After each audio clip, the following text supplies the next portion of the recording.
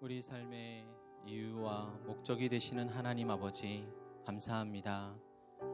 세상의 어려운 때에 우리의 영혼이 뒤로 물러가는 자가 아니라 하나님의 말씀 앞에 우리의 삶을 세우고 주님 말씀이 우리의 유일한 소망되는 것을 믿고 살아가는 그러한 복음의 하루가 될 수 있도록 인도하여 주시옵소서.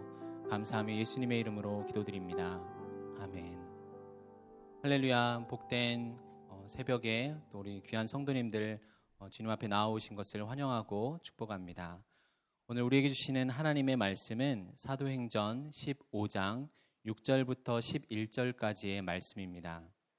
사도행전 15장 6절부터 11절까지의 말씀입니다. 우리 한 절씩 교대로 읽겠습니다. 제가 먼저 6절을 봉독합니다. 사도와 장로들이 이 일을 의논하러 모여 많은 변론이 있은 후에 베드로가 일어나 말하되, 형제들아, 너희도 알거니와 하나님이 이방인들로 내 입에서 복음의 말씀을 들어 믿게 하시려고 오래전부터 너희 가운데서 나를 택하시고 또 마음을 아시는 하나님이 우리에게와 같이 그들에게도 성령을 주어 증언하시고 믿음으로 그들의 마음을 깨끗이 하사 그들이나 우리나 차별하지 아니하셨느니라. 그런데 지금 너희가 어찌하여 하나님을 시험하여 우리 조상과 우리도 능히 매지 못하던 멍에를 제자들의 목에 두려느냐. 그러나 우리는 그들이 우리와 동일하게 주 예수의 은혜로 구원받는 줄을 믿노라 하니라. 아멘. 우리는 초대교회에 불어닥친 유대인 신자들로 야기된 분열과 소요의 현장을 계속해서 살펴봅니다. 전도 여행을 마치고 안디옥 교회로 돌아온 바울과 바나바는 이방 신자들도 모세의 법대로 할례를 하지 않으면 구원을 받지 못한다고 가르치는 자들을 만나게 되었습니다. 갈라디아서를 통해서 보면 이들은 마치 예루살렘에 있는 사도들로부터 지시를 받은 것처럼 가장했습니다. 따라서 과연 예루살렘 교회로부터 그러한 지시를 받은 적이 있는지 알아보기 위해 바울과 바나바를 비롯한 몇 사람들이 예루살렘으로 보냄을 받았습니다.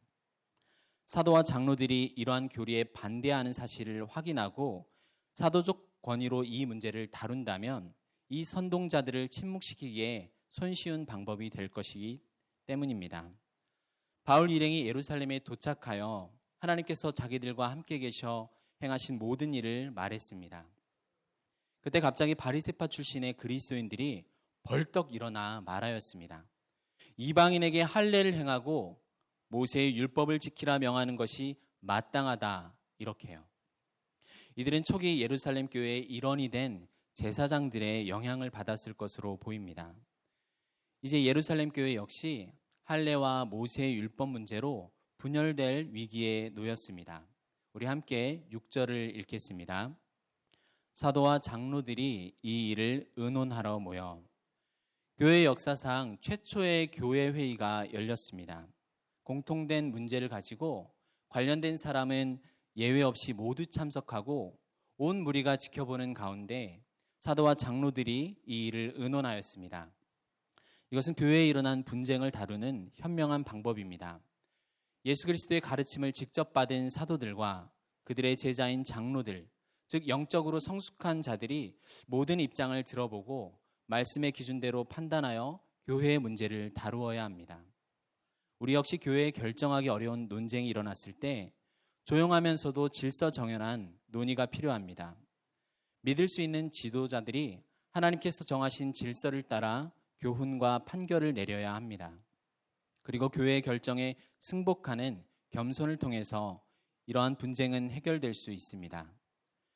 초대교회의 많은 유대인들이 그리스도를 믿었지만 여전히 율법에 열심을 가졌습니다. 우리가 신명기를 보면 율법에 다른 내용을 넣거나 빼지 말라. 이에 어긋난 말을 하는 선지자는 그를 통해 이적과 기사가 나타난다 할지라도 그를 죽여 악을 제하라, 이렇게 말했습니다. 하나님으로부터 받은 그 율법이 얼마나 절대적인 건지 알 수 있습니다.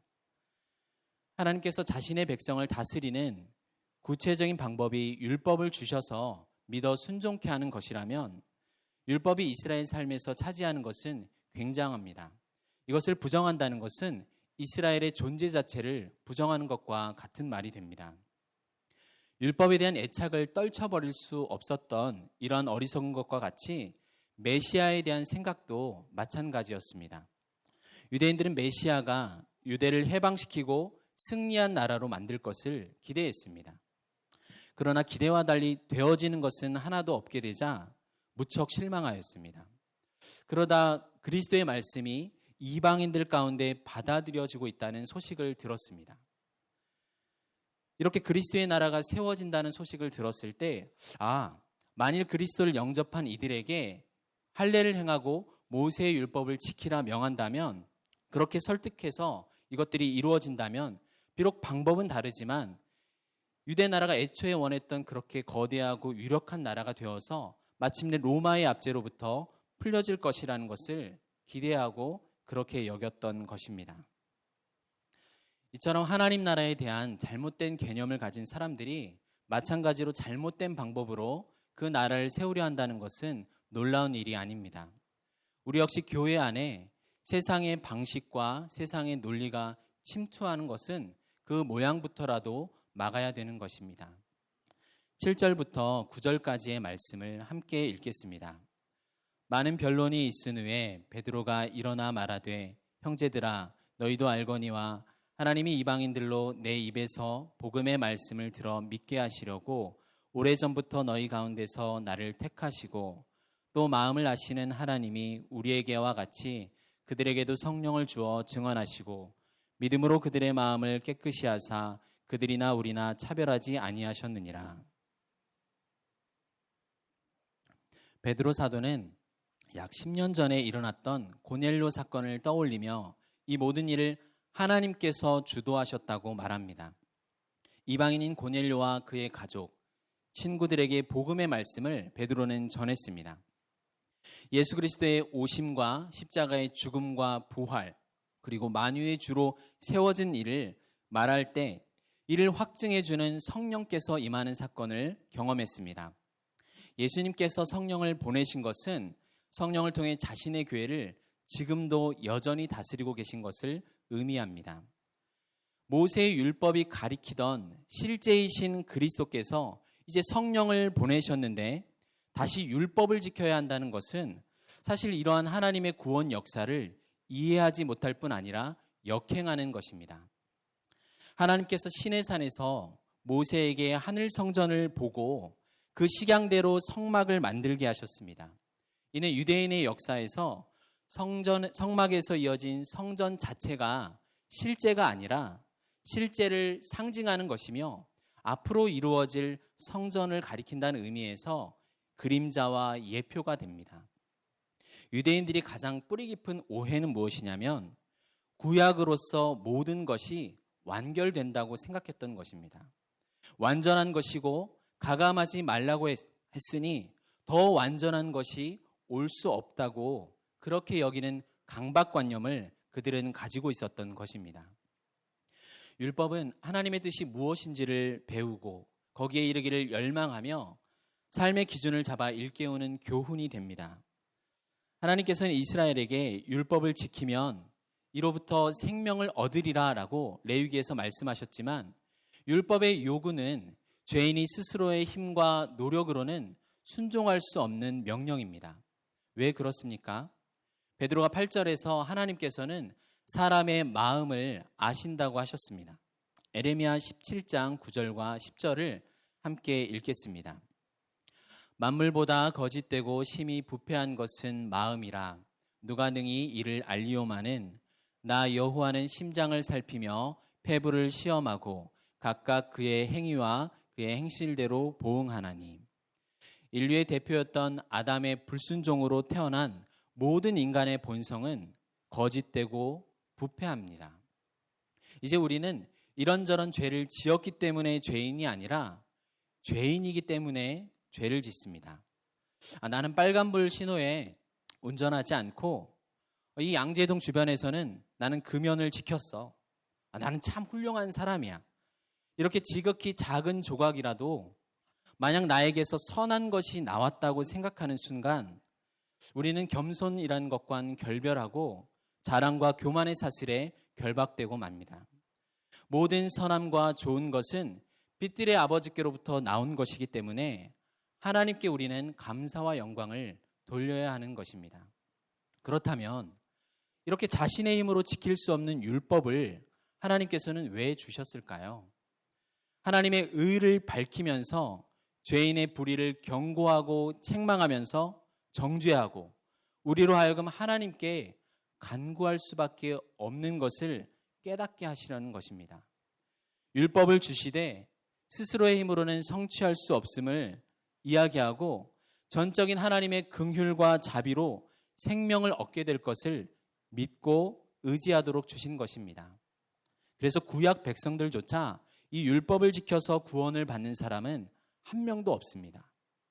앞으로 오실 메시아의 죽으심과 부활을 예표하는 제사에 믿음으로 그들은 참여해서 그리스도의 구원이 가져오는 은혜를 통해서 그들 역시 실제로 죄사함을 받아 누린 것입니다. 그래서 베드로는 하나님께서 이방인들의 마음 역시 믿음으로 깨끗게 하셨다고 말합니다. 이 믿음으로 구원 얻는 원칙이 이방인은 우리에게는 사실 굉장히 당연하게 들립니다. 그러나 유대인들, 하나님께서 선택하셔서 수천 년 동안 이끌어오신 이스라엘에게는 이러한 말이 청천벽력과 같은 말로 여겨집니다. 왜냐하면 그들의 역사를 부정하는 것으로 들릴 수 있기 때문입니다. 구원의 복된 소식이 오직 이스라엘에게 주어지고 그들의 역사 속에서 이루어진 것을 알고 있기 때문입니다. 예수님 역시도 유대인들은 아는 것을 예배하고 구원이 유대인에게 났다는 그들의 지위를 요한복음에서 인정해 주셨습니다. 바울도 로마서에서 이야기하듯이 유대인에게는 아들 삼으심과 영광과 언약들과 율법 세우심과 예배와 약속들이 있고 조상들도 저희 것이요 육신으로는 그리스도가 그들에게서 나셨다라고 말합니다. 그런데 이 사실이 정작 이스라엘에게 이루어질 때가 되자 이 중요한 이스라엘과 이방의 차이를 하나님께서는 스스로 허물어 버리신 것 같은 느낌을 받은 것입니다. 하나님께서는 유대인이나 헬라인이나 오직 믿음으로만 복음의 은혜를 누릴 수 있게 하셨습니다. 우리 모두의 인생은 무척 힘들고 고단합니다. 이 세상과 우리에게는 의로움이 없기 때문에 우리는 안팎으로 불행을 겪으며 살아갑니다. 그래서 누구나 구원에 대한 막연한 바람과 소원을 갖고 이 현실에서 벗어나고자 합니다. 그래서 이런 목마름에 부응하여서 각 종교마다 구원을 약속하고 거기에 이르는 길을 이야기하지만 사실 모두 다 스스로의 힘과 노력으로 구원에 이르는 길을 가르칠 뿐입니다. 그러나 오직 복음은 사람의 수고와 능력으로 이르는 게 아닌 하나님의 능력으로 구원에 이르는 것을 말합니다. 율법은 그 자체로 완성하지 못하고 모세가 예언했던 나와 같은 선지자, 더 나아가서는 궁극적으로 모세보다 더 나은 선지자이신 예수 그리스도를 바라보도록 가르쳐주고 있습니다. 이스라엘에게 약속하신 메시아의 복음은 곧 하나님의 아들이 사람이 되어 죽으시고 부활 승천하여 영광 가운데 만유의 주로 세움 받으신 그 예수 그리스도를 믿는 자에게 구원을 베푸시는 길에 대하여 말하고 있습니다. 어떻게 그런데 이 일이 믿는 자를 구원하는 하나님의 능력이 될까요? 율법에는 죄가 무엇인지 드러내어서 죄인을 두렵게 하는 하나님의 진노가 나타납니다. 그러나 복음에는 불의한 내게는 죄밖에 없구나. 하나님께서 인정할 만한 의로움이라고는 눈을 씻고 찾아봐도 찾을 수가 없구나. 이렇게 절감하여 나의 속에 있는 불의한 모습과 비참한 처지를 애통해하면서 눈물 흘리는 자, 즉 심령이 이 가난한 자를 오직 겸손히 하나님의 긍휼과 자비를 구하는 이 죄인을 용서하시고 의롭다 여겨주시는 하나님의 의가 나타났기 때문입니다. 우리 함께 로마서 1장 17절을 함께 읽겠습니다.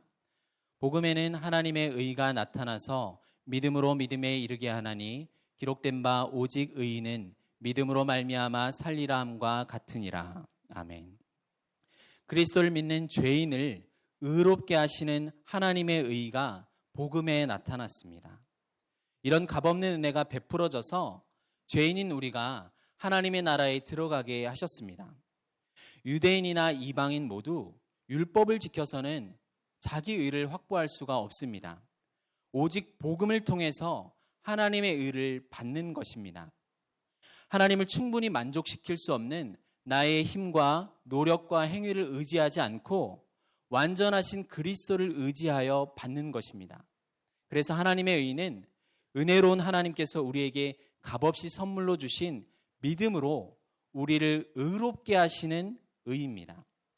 더 이상 하나님의 거룩은 우리를 불편하게 만드는 거룩이 아닙니다. 우리를 거룩해 하시는 하나님의 거룩입니다. 하나님의 사랑은 우리를 사랑케 하시는 자신의 형상으로 회복시키시는 사랑입니다. 그래서 우리 신자는 말씀 안에 담겨있는 이러한 숨겨진 메시지를 발견해야만 합니다. 내가 거룩하니 너희도 거룩하라. 이 말은 내가 너희를 거룩해 하겠다. 나를 따르라. 내가 영원히 너와 함께 하겠다. 나를 본받으라. 내가 너를 나의 형상으로 빚겠다.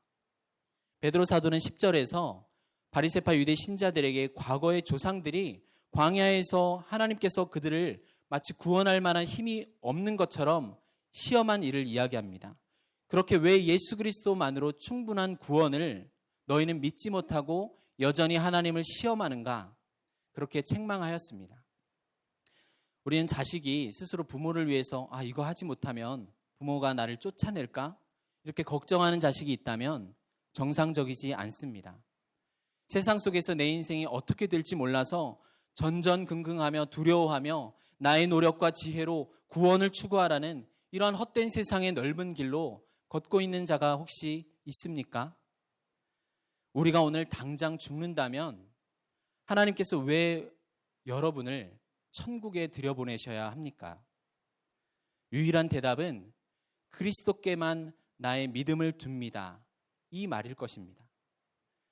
멍에는 두 마리의 동물을 하나로 묶어서 농부가 원하는 일을 하게 합니다. 이스라엘 백성의 순종을 상징하는 멍에는 신의 산에서 받은 율법의 근거에서 메어졌습니다. 율법의 멍에는 너무 힘들고 무거운 짐이었습니다. 그러나 율법이 하지 못하는 것을 믿음은 합니다. 우리의 주인 되신 그리스도와 믿음으로 하나 된 그 함께 진 멍에는 쉽고 가볍습니다. 우리를 자유케 하는 멍에입니다. 우리 11절을 함께 읽겠습니다. 그러나 우리는 그들이 우리와 동일하게 주 예수의 은혜로 구원받는 줄을 믿노라 하니라.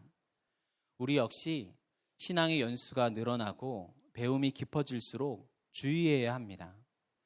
나는 너보다 이런 것을 더 알고 나는 이렇게 교회에서 더 봉사하고 있어. 이렇게 상대방을 옥죄어서는 안 됩니다. 내가 절제하고 지식이 많은 것이 먼저는 주를 위해서 그리고 상대방을 위해서 낮아지고 더 낮아지고 섬겨야 성숙한 성도입니다.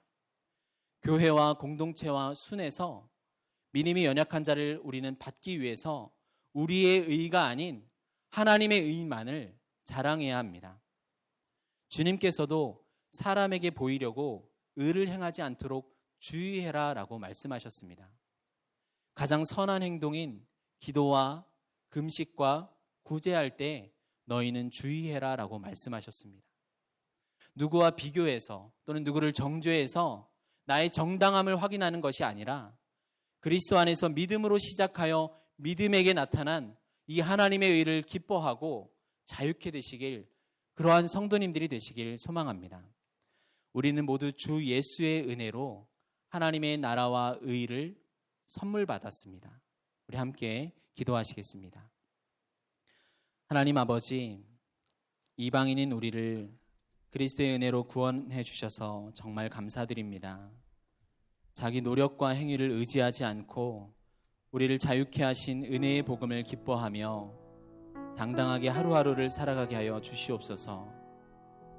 생명 없이 성공과 부를 추구하여 실상은 멸망으로 달려가는 천하 만민에게 유일한 구원이 되시는 그리스도의 십자가만을 자랑하는 증인이 되게 하여 주시옵소서. 예수님의 이름으로 기도드립니다. 아멘.